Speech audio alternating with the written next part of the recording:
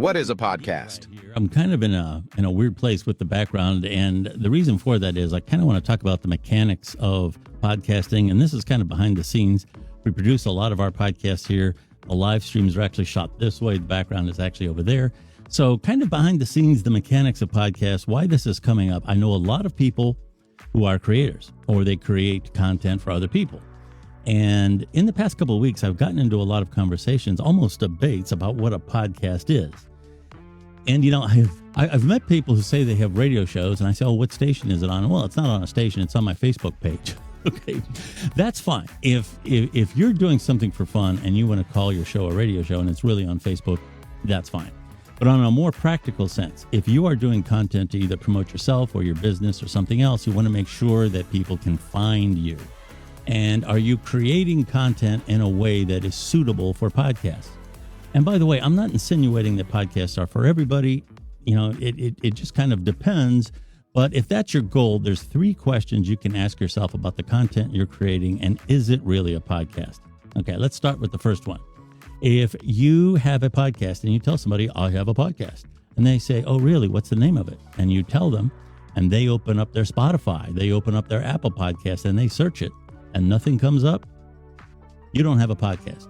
You might have a really good YouTube channel, you might have a really good social media page, but you don't have a podcast. And this matters because if you're telling people that, they'll really only give you so much time to make yourself found. If they search you out and they draw nothing, that's where it stops. They're not going to be Columbo and investigate where you are.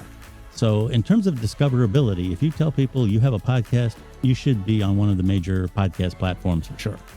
The other thing you can ask yourself is the content I'm creating, does it stand alone in audio form? Now, this is important because the podcast audience listens to podcasts differently than how people read blogs or watch videos or anything else.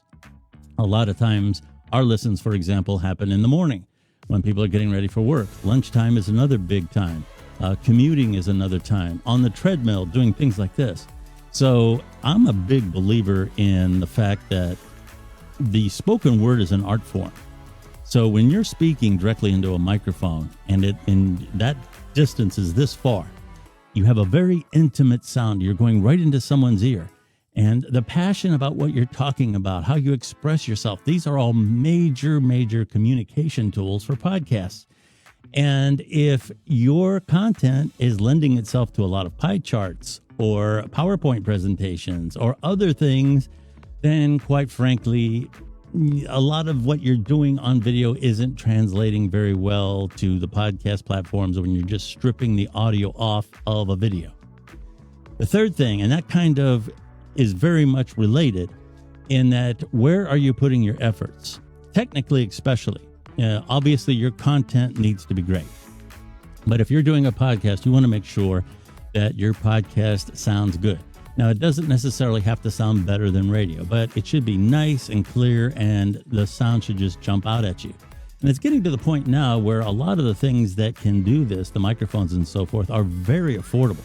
It used to be the gap between consumer and pro was enormous, and that's not true anymore. The pro stuff is still better, but you can actually do a decent sounding podcast for not a lot of money in terms of your equipment.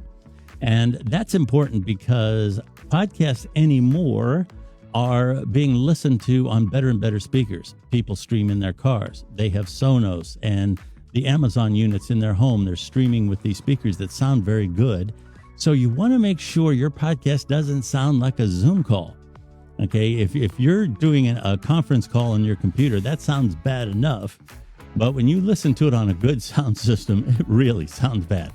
So you really want to put your effort into a good sounding podcast, as opposed to if you're doing a lot of video work, you know, you're doing a lot of B-roll with the video portraits, and you're doing the cinema mode with the background all blurry and everything. And hey, that's great. It makes for a great video. Videos are fantastic tools for content, but they're not podcasts necessarily. The last thing I would throw in there as part of the mix, I get this all the time, is what about videocasts? Videocasts, here again, can accent your show. Now, this is how we do it. We produce a lot of videocasts in conjunction with our podcast because, let's say we have an author or something on the show, And sometimes their audience will want to see them. They'll want to see them in a professional environment. And a lot of times the audio podcast will raise this curiosity and people do search it out.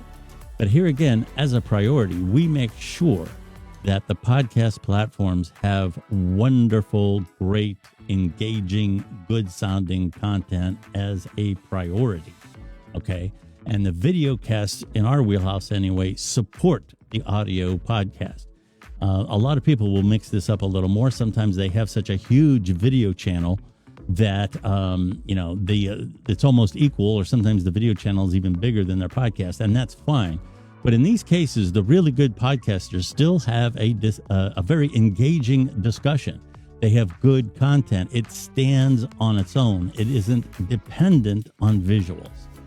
So anyway, I hope this helps you kind of kick around some ideas. I don't have the final word on any of this stuff, but that's how I operate, and that's what has worked for us. My name is Billy Dees. Thank you so much for checking out the video today, and we'll talk to you again very, very soon.